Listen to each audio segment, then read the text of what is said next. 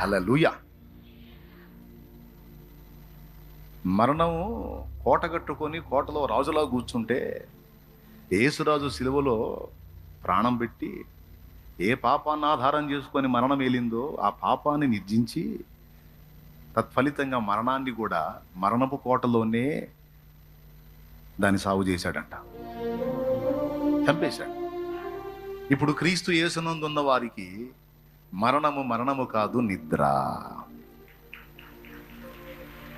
అంటే అర్థం ఏంటో తెలుసా? నిద్రించుచున్నవాడు లెగుస్తాడు, అలాగే క్రీస్తు యేసునందున్న వారు కూడా తిరిగి లెగుస్తారు. ఇంకెక్కడ మరణ బలం? మరణమా నీ ముల్లెక్కడా, మరణమా నీ విజయం ఎక్కడా? అయిపోయింది అది.